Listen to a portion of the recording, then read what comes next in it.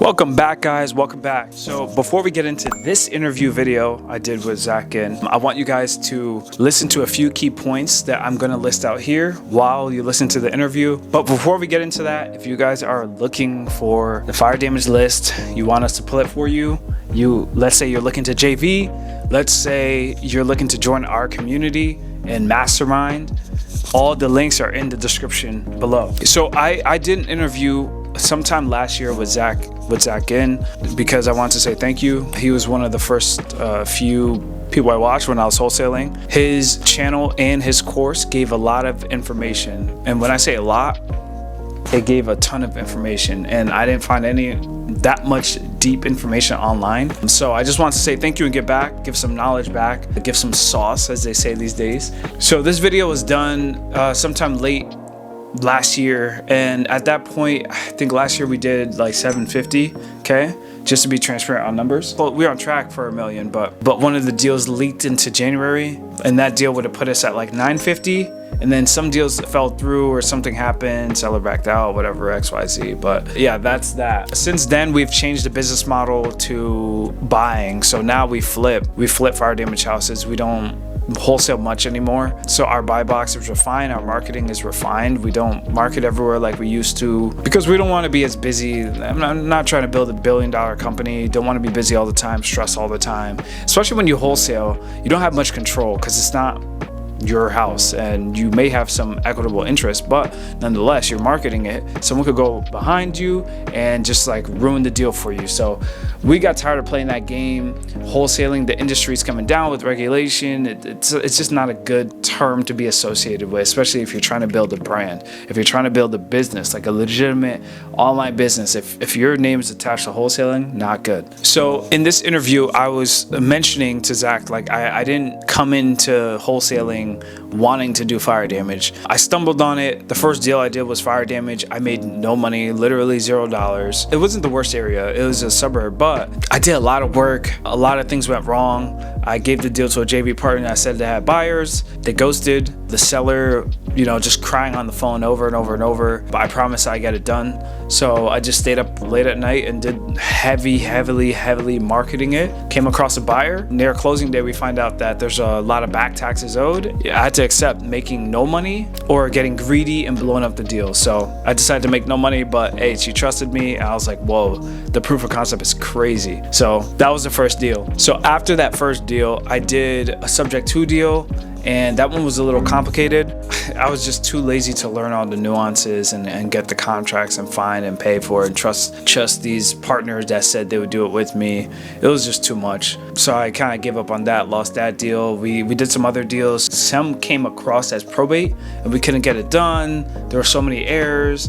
All these other heirs wanted to go try to get more money for the property. And then I came across another fire damage deal, and I was like, oh, this is gonna suck. I'm gonna make no money again. I just thought fire damage means no money, but it's not like that. You have to understand, there's only finite amount of dirt on this earth. So if property can be built on that dirt, it's worth something, right? That's how you should change your perspective, and that's what I did. I changed my perspective, and on that deal I finally started making some money, because remember, now I'm like 7 months in, I'm still negative. I have not made the money back I put in, right? I came across a fire damage deal again. I got it done in a month and a half. I actually had to submit permits. I had to do a bunch of work to get this deal to a finish line so the buyer would buy it and the city wouldn't demo it, force a demo. But after that, I realized I kind of like this because I'm very personable. I love talking to sellers. I like talking to a buyer. That buyer till today, 3 years later, we're still doing deals together, doing a lot of deals together.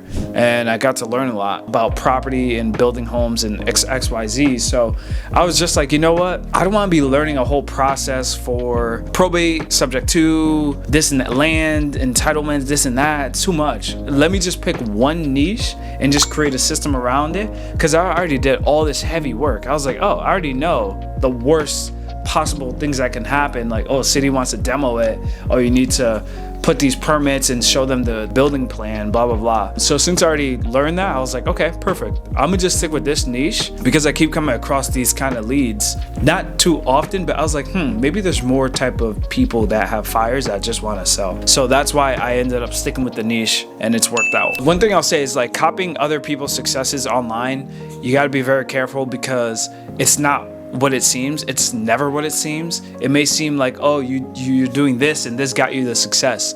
That does not exist anywhere. So what I will say in this fire damage space, what makes sense for me is because I like talking to sellers. I'm very personable. I'm very empathetic. So I'm here to listen. I'm here to talk. And honestly, if they don't sell me the home, my feelings aren't hurt. I'm not gonna chase you. I'm not gonna force you to sell your home. I want what's best for you. I want you to want to work with me, right? So that's why it works for me in this space. But your personality may fit more of someone, let's say, that has like a tax lien, right? They're just focused on the numbers. They don't care about anything else. Your personality might fit just talking to buyers, right? You're just raw, direct, to the point.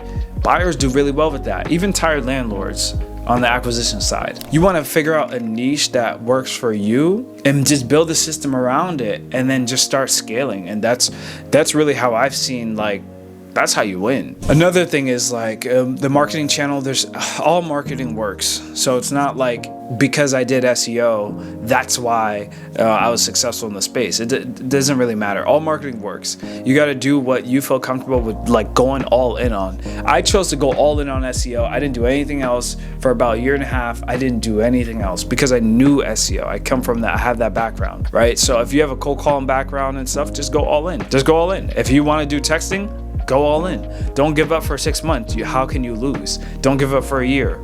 You really think you're not going to get a deal after a year doing cold calling? Even direct mail, right? Even emailing. No one talks about emailing, but that's kind of, that's advanced stuff. But you just go all in. Don't just listen to one person and just copy what they're doing just because they said it. It may not work for your budget. It may not work for you. Your level of urgency may be different. You may have like some life situation where you just need the money sooner. You need it to work sooner, right? So you may need to go the cold calling route, not the SEO route, not the PPC route.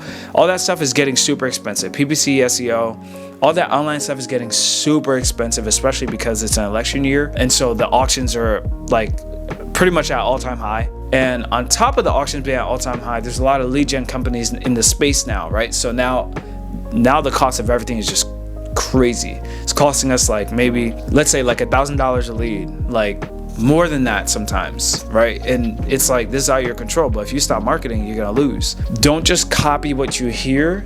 Take the principles and concepts. I said I focused on one niche. I focused on one marketing channel. Take that concept into any niche and just watch yourself win in a couple months. The last thing I'm gonna say is I spent a lot of money, like $250,000 on a website, and Google's algorithm, their algorithm updates, they have it every 3 months. It wiped out the website gone. So imagine you hear all these people say, oh, free leads or this and that. That's not true. No one really talks about what happens when things change. I could have been upset, that, third, but I get the game. If you're gonna take shortcuts and do things the wrong way and you're just chasing the money, you're just chasing the metrics, it's inevitable, you're gonna lose. Guys, you gotta be able to withstand the risk. And if you're in this for a long haul, you have to be able to pivot when things change. So today, the marketing I do today is everything. I don't just stick with one, because once you get one working, move on to the next. Then the next one's working, move on to the next. Just grow slowly so you can sustain it. That's some of the takeaways I got from this video that I want you guys to listen to. So once you hear the interview, if you have any other questions, put it down in the comments. And if you need anything, you want to connect, links are all down in the comments, guys. Signing out for now. Enjoy the interview. Peace. How Joel is on track to make over $1 million this year, wholesaling only fire damage properties with the power of SEO. What is up, guys? Zack in here. And in today's podcast, we have Joel here, where he's going to share exactly how he is on track to make over $1 million. This is not some like big fluff piece. He showed the HUDs. He shows the proof. He even showed the bank accounts, and he is proving exactly how he is going to make over $1 million, hopefully on track. He's made a lot of money so far, and how exactly you can do the same exact thing. So I'm excited. I want to know all about this. So first and foremost, how did you get started in wholesaling real estate? Well, thank you. It's a pleasure to even be here. I'm shocked. I'm sweating right now, but hopefully I can help some people. So the way I got into real estate was I'm coming from like a failed business. I have a marketing background, and I was doing really well with SEO there. The business was thriving, but I had no idea how to build a team. And so I had too many calls. I had the full time job. I brought my partner at the time on to take the calls, but anyways, we grew too fast. So I sold the business to a real estate investor, and he was telling me how he invested in multifamily, this and that, and he was just crushing it. He had all these seven-figure businesses, and I was like, real estate. So when I had that agency, I got charged back. So someone took my monies. I couldn't deliver the leads, and I was looking for a business where the money came one way. And I heard of real estate. I saw all these 16-year-olds. I saw you on YouTube. I was like, what? 100K before graduating high school. So I was like, okay, if he could do it, I mean, I sucked in high school, all that. I don't learn that way. It's really hard for me, but real estate always interested me. So I was like, if he could do it, let me put in the time and let's see what I can do. So that's how I got into it about 2 years ago. So that was how many years ago? That was 2 years ago. It was 2 years. Crazy. All right. So let's talk about your first year. Actually, heck, let's talk about your first wholesaling deal. So Okay. you're learning on YouTube. Obviously, you don't know everything, right? So like, what are you doing? Like, how did you get that first deal? Yeah, that's a good question. So since I come from a marketing background, I'm like, okay, how do I generate some inbound leads? So I did my research. I took about 3 months of just grinding through the first couple of pages of Google, seeing what they're doing, looking at some success stories on Carrot. I don't use Carrot. I'm not an affiliate, so I'm not vouching for them, but they produce a lot of SEO content on this real estate investing space. So after studying all these other websites, success stories, I was like, okay, I can do this. I can build this. Did all the keyword research. I put everything together. It took about 4 months before I generated my first lead. I used the funds from the failed business. I sold it. It's probably worth a quarter million, but I sold it for 20K because I just wanted to get out of it. With all the chargebacks and angry clients. So anyways, I used those funds. It took about 4 months, but I knew what I was doing. And I knew eventually the first leads will trickle in. And the very first lead was fire damage.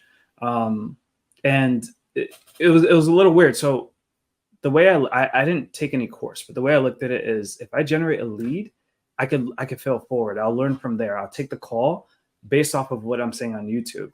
And I saw a lot of your content on how to talk to sellers. So I literally used the script verbatim. I was like, oh, this is crazy. It's working. Like, it's working. This is crazy. So that's how I generated the first lead. And that first lead turned into a deal. It was fire damage. I had no clue what I was doing. But I did lock it up, sent it to a title company. A lot of failure there. Had no clue what I was doing. But I told the seller, I was honest with her. I was like, this is my first go around. Please bear with me. I promise I'll get this done. So that happened. And then I had to extend the contract, and the city enforcement was cracking down on the property because of the fire. So I was under pressure. I tried to JV with someone.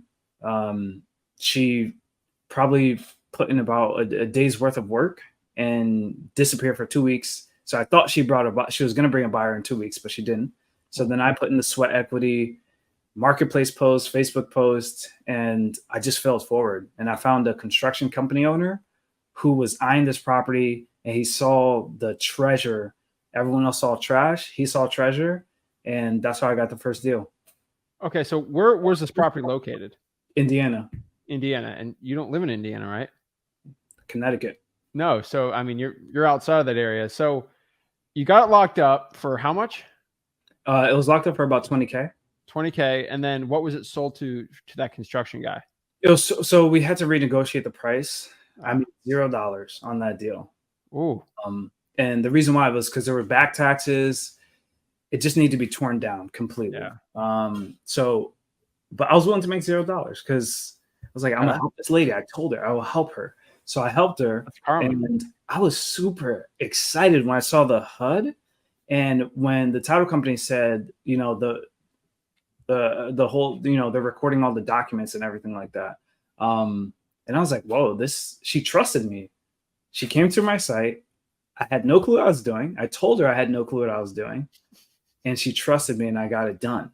Wow. I wasn't sold on fire damage. I was like, I'll never do a fire damage deal again. If it means making no money, I'm not doing it. So I took on a few other regular wholesale deals. Still had no clue what I was doing. I finally got a course.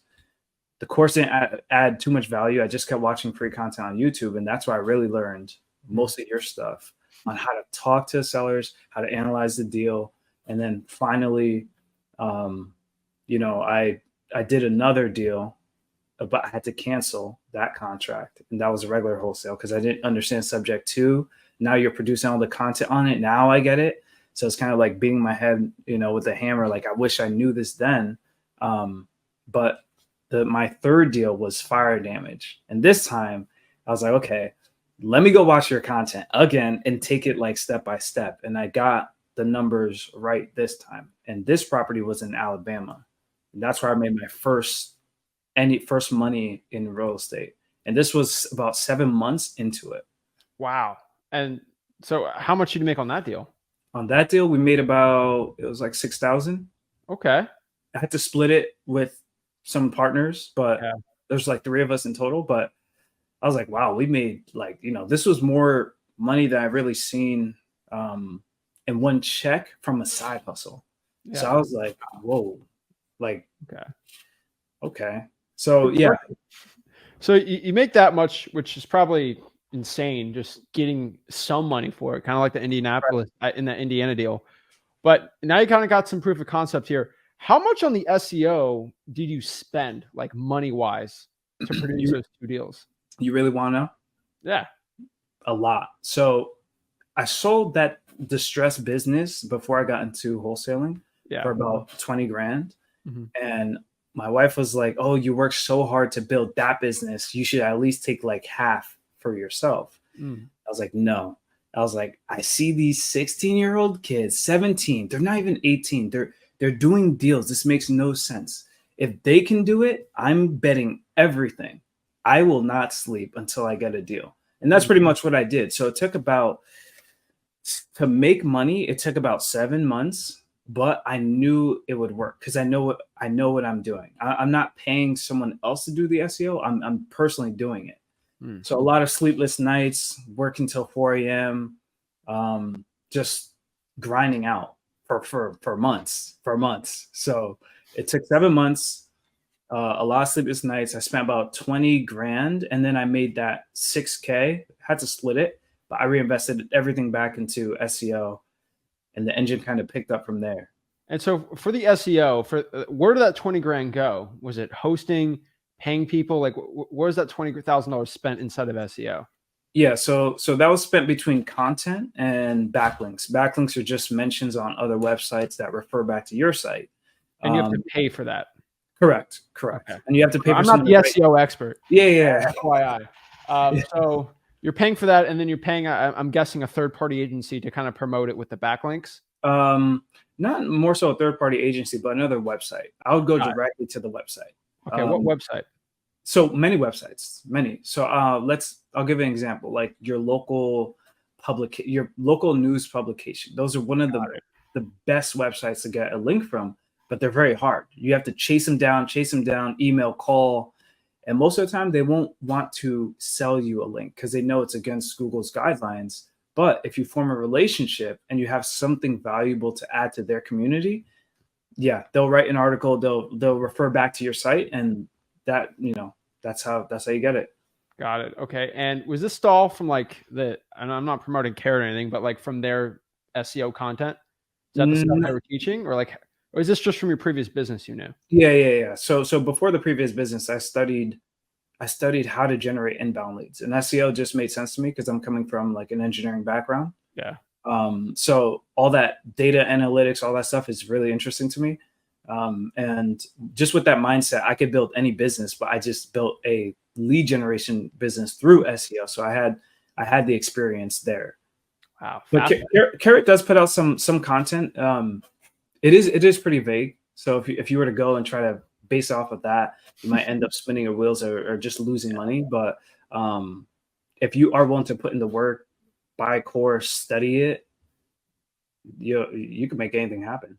Of course. And so you got deal number 1 done. Yep. For a lot of money still. What's going on there? Because I kind of see, the writing on the wall. You're doing a lot better. So what happened after that first deal? After the first deal, I realized I like re-looked at the whole business. I was like, okay, I generated some just regular off-market leads, whether it be probate. I did generate a lot of probate, tired landlords, whatever you want, name it. And those deals are just harder to lock up at the right price. It was harder for the sellers to give me a deal. So I was like, I don't want to chase or force sellers to sell. I know people do, have good sales tactics and stuff like that, but it just doesn't sit well with me. And I need to make money because I put 20 grand into it.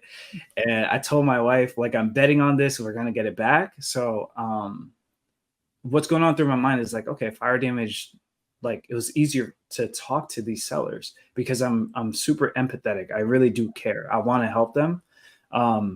So after that deal, I was like, okay, let me see if I get another fire damage deal and I can lock it up at the right price and help the seller.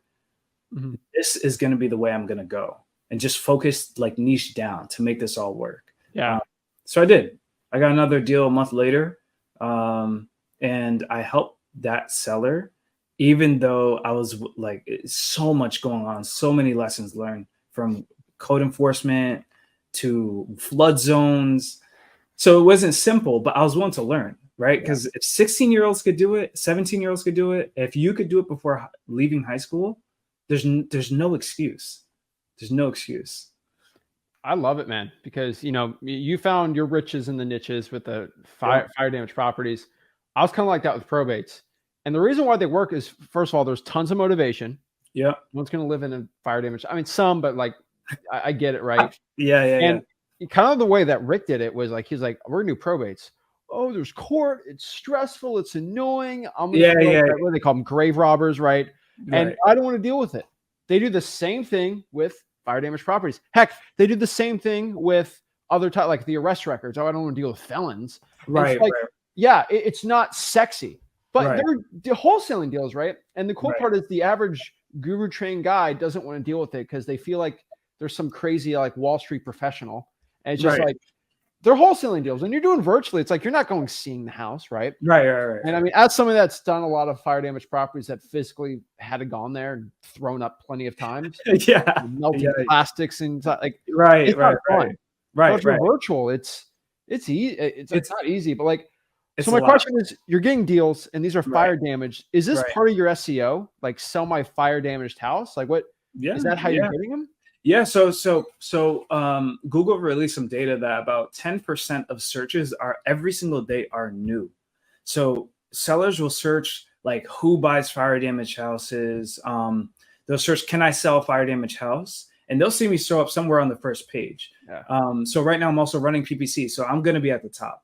I'm going to be at the top regardless. So I'm going to be at the top, at the middle. My job is to pretty much consume as much of the first page and give valuable information. A lot of sites will give, general or broad just to throw up the content, but I'm looking to offer them an exit. Hey, you can sell your house for cash and I may be interested. Let's get on a call. So I look at the website as a salesperson. That's my salesperson 24/7. My job is to fuel it, get that traffic, and hopefully some people convert. Yeah, man, it's getting deals. And so, year one, kind of like 7 months in, you're doing well. Year two, I know it was like about $250,000 I saw in the HUDs. Yep. Roughly. Yep. So, and then, year three, you're doing well. So like, I'm kind of looking. No, hold on. It's the end of year one was about a quarter. Year two hasn't. Yeah, technically. You're looking at, it took 7 months to get that first deal, but roughly the way you're looking at it, right? Yeah. The one thing I want everyone to understand, it's not like, you're not an overnight success. It took Right. 7 months basically to just to turn some profit. And it really wasn't a profit if you really look at it. Right. I was still So, negative. Yeah. I mean, not anymore, but you were. And then let's talk about that second year-ish, that $250,000 year. At that point, what's percentage of fire damage houses are not fire damage? I know you're doing some other stuff around there in the wholesaling. Like, what was kind of that year looking like for you? Okay. So that year is looking like, so I'm generating leads, not just fire damage, other types of leads too, whatever distress it may be. I just find a big marketing agency to buy those leads, and I want to focus on fire damage because of my circumstance. I have 3 kids, 3 hours away from my job, so my daily commute is 5 to 6 hours getting to Manhattan. And I just need something to work with my current lifestyle. So I focus on fire damage. I'm not generating too many leads. Like, there's not too many people that know they can sell. And there's also not too many people that want to sell. They have insurance, so they want to rebuild. They're emotionally tied to the house, but there's those that have insurance and are traumatized by the fire, and they just want to get rid of it. So they go online and search. So that's year 2. I'm focusing strictly on fire damage. I see some great leads come in hot markets like Atlanta, Tampa, but these are like probate. And I'm like, oh, let's make it work. I'm getting distracted. And I realize I'm wasting so much time because I see your content on probate and land, and I'm getting so distracted by all the noise. So I just sell the lead. And I just have devoted my attention to focus on fire damage and just perfect that. It's not a script. I don't use a script. I just feel the seller out. I try to mirror how they're feeling on the call. If they're excited, I'm gonna be excited.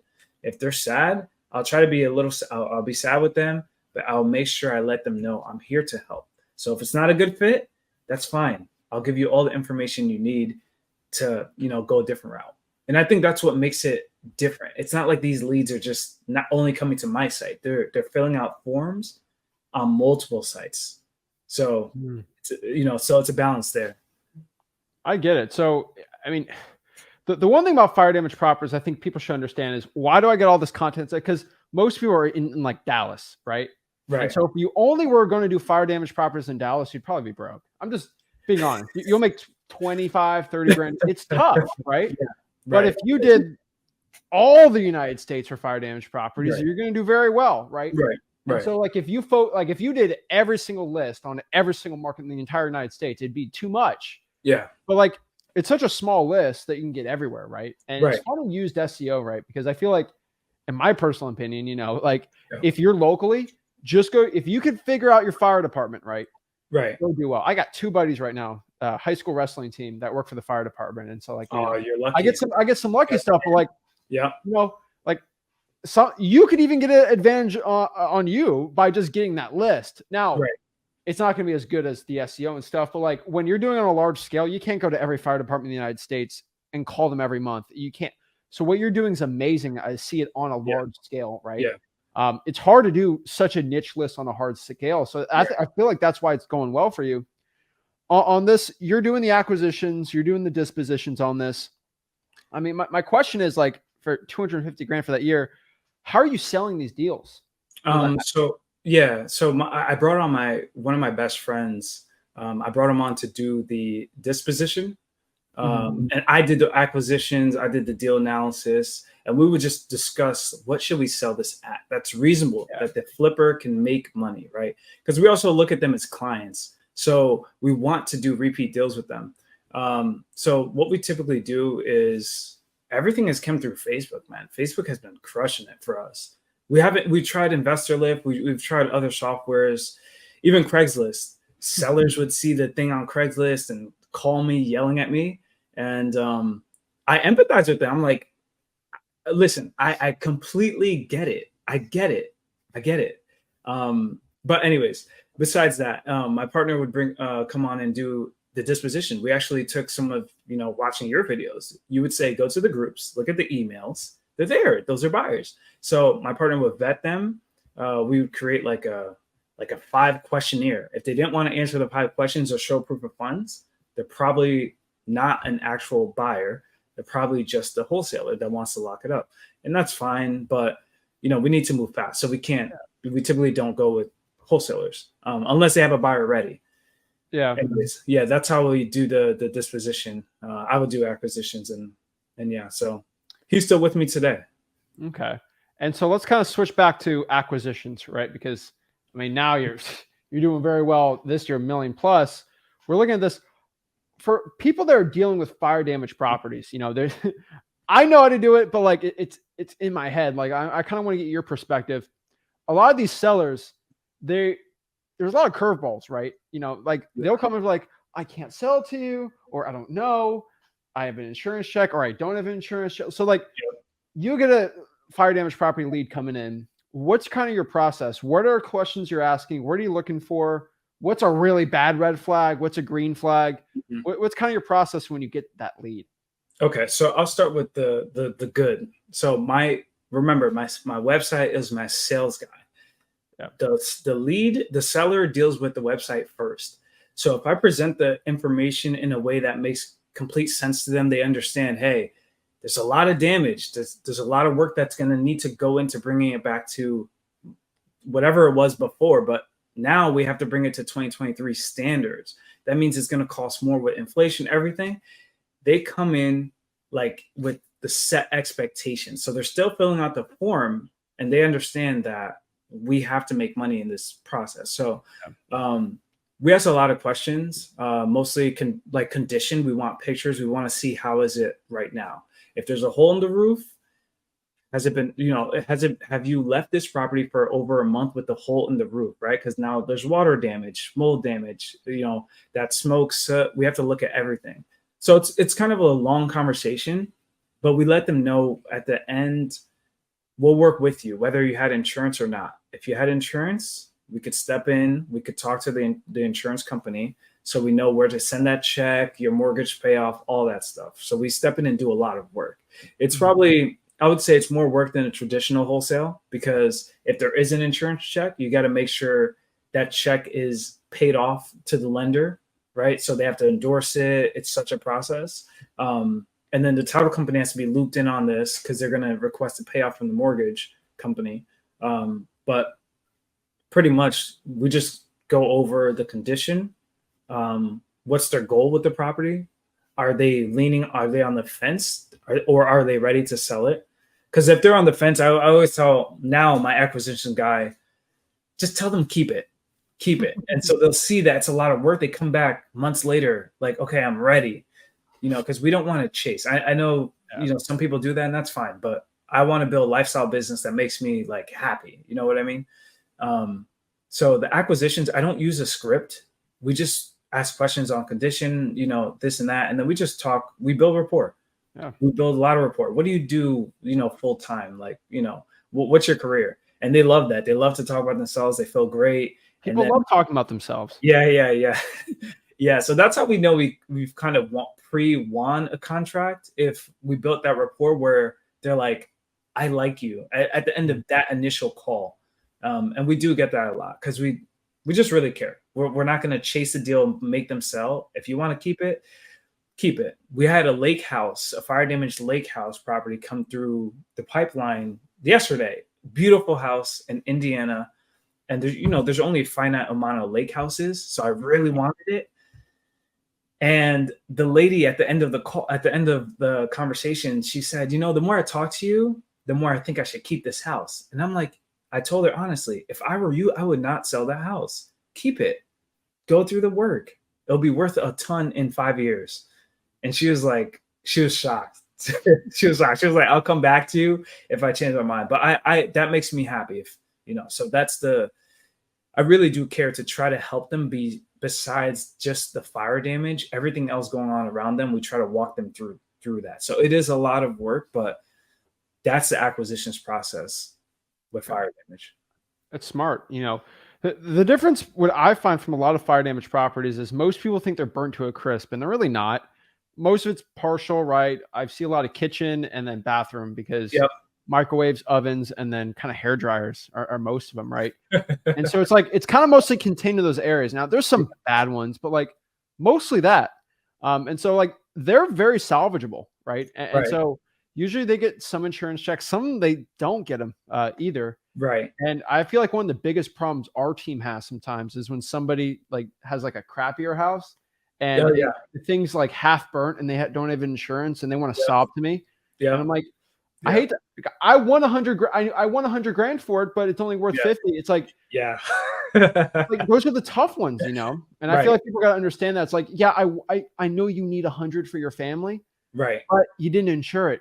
So like, Right. what are we gonna do, Right. right? And, Right. and so, do you have a lot of those? And like, how do you get someone off the edge? Because those sellers usually they take years to get off of La La Land. Yeah, that's interesting you asked because we do get a lot of those. And so now we've refined the process where if it's below 250K ARV, we don't entertain that.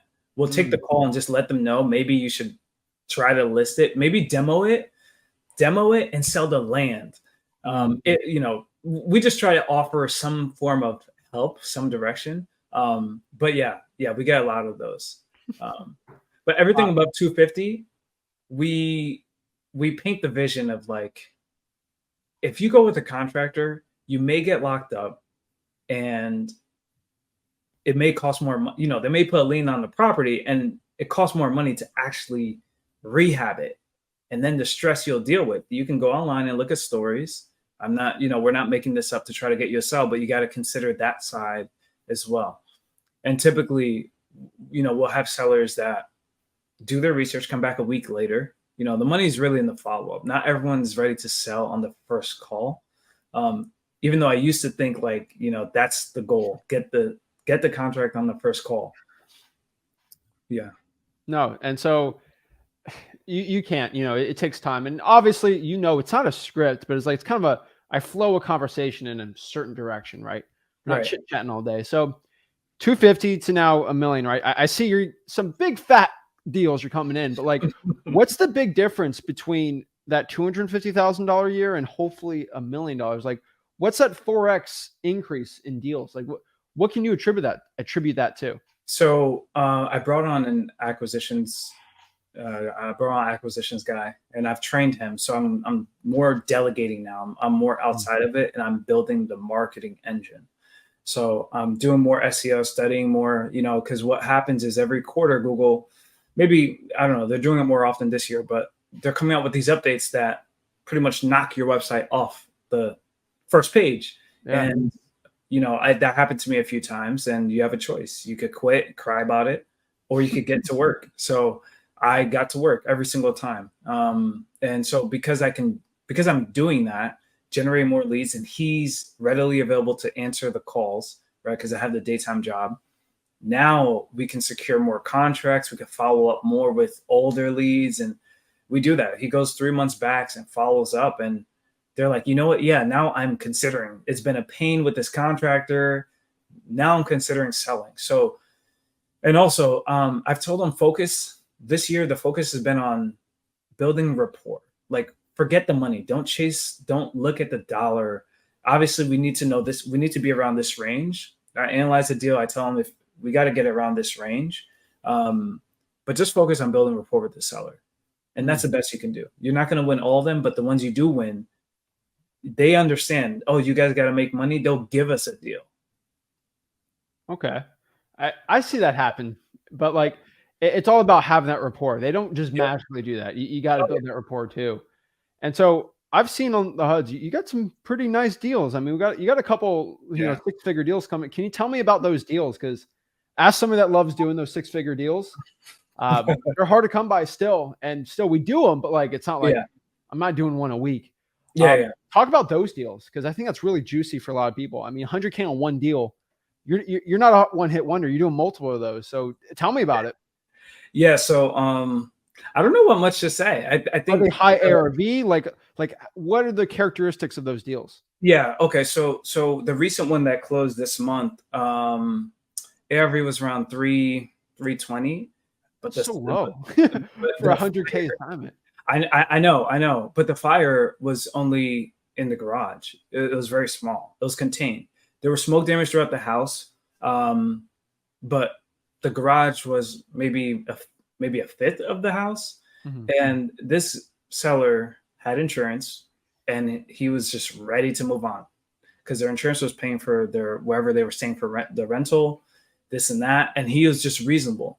And I always tell my acquisitions guy that, like, if we can find the reasonable sellers, that's how we win.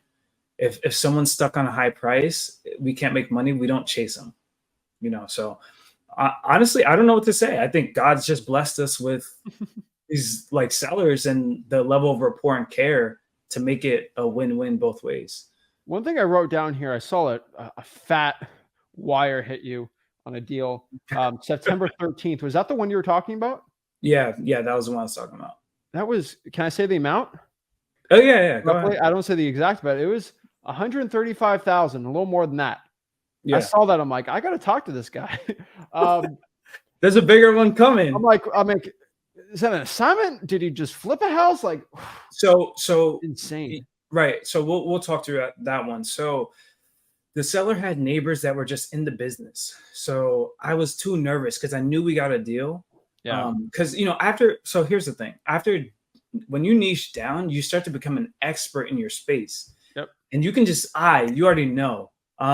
So because I knew we got a deal, and the neighbor has a ring that's literally watching the property. So she told me, because I went there in person because I knew it was a big deal. I was like, you know what, let me go travel with my family. Let's see this thing in person. She told me, she said, I saw everyone you sent to the house. She was updating the seller, like who's at the house, asking questions. I was like, oh my gosh. I said, okay, we're going to need to take out hard money on this and then sell it. So I took out hard money on it. And we sold it a week later. We did do some, I wanted the flipper to be set up better. So that debris that was in there, paid like $3,000 to get it cleaned out. Smart. We got some bids for $10,000. I was like, this is what Zack does. I was really inspired by your wholesales and the way you guys talk about it. I'm just like, a wholesale is a light flip. Like now I'm a legit buyer. Like I get the game. I get the game now. So I don't want to fix and flip. I'll focus on wholesale. That's what I like to do.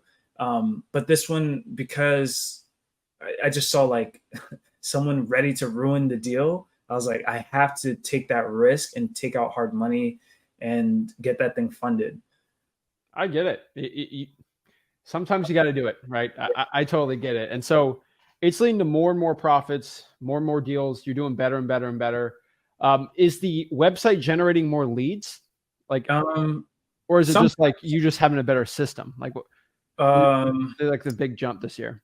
So this year I'm also spread through PPC. I'm also doing mailers now. So I'm pulling lists in every single major market. I'm pulling lists in the counties and the areas I want to do more deals in, like Florida. So you'll probably see a lot of me in Florida. I think because I have that system, I can just fuel it more. So SEO was the beginning.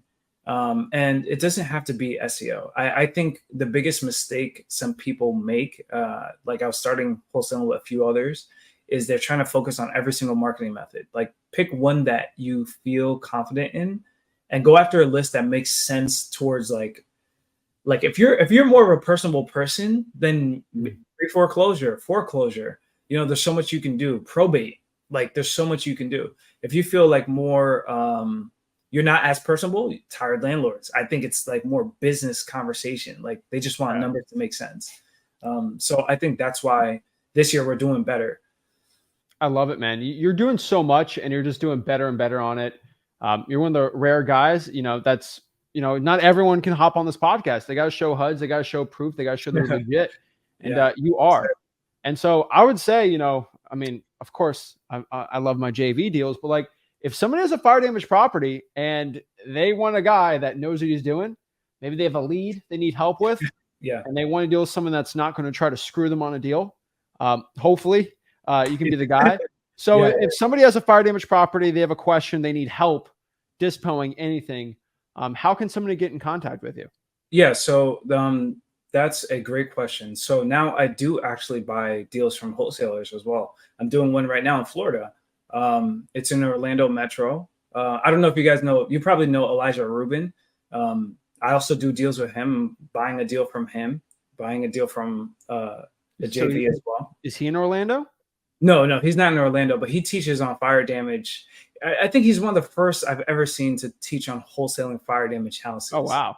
And we JV'd on one, and he helped through the insurance. He really, great guy. That's all I gotta say. He's a great guy. So now I'm buying a deal from him.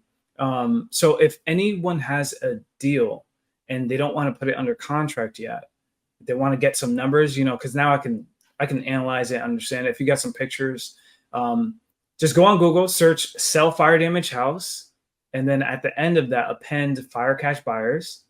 And in your state, you'll see one of the pages show up. Click on the site, and then go to the investor tab at the top. There's a JV section. They can fill out a form, and we'll get on a quick call, and we'll get it done. So right here, firecashbuyers.com. Yep. So, yeah, go right there.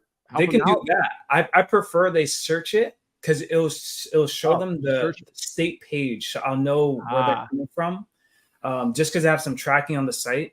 If they search sell fire damage house and then fire cash buyers, it'll show you the first page, and then go to the investor tab, one of the menu items, and then just fill in the information, and then we'll get on a quick call. Awesome. That's what I'm doing right now. I think we'll call it like a partner program. We'll make money together, JV. If they just want to, if it's a good deal, I'm gonna buy it 100%. I'm hungry, man. I'm hungry. Love to see it, man. I'm blown away by this. I'm so pumped up, Joel, that you came on here and shared this. And I know so many other people are going to gain so much benefit from this. So they can do fire damage properties. What's your parting thoughts to the audience before we head out here?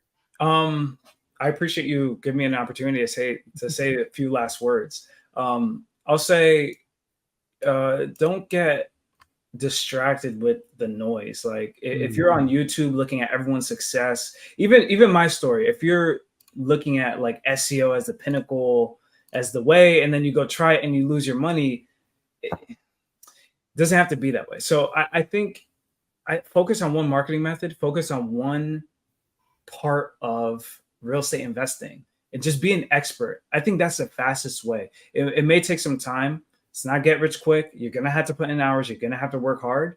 But I promise you, just like, I don't know, pray about it. I many nights I'm praying, like, God, please bring me a buyer for this deal. I don't want to cancel this contract because there's a bad reputation of wholesalers. That's what I think that's the best thing.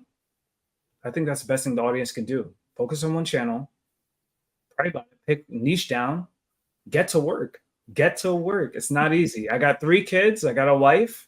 I got a 6-hour commute, and I'm still doing it.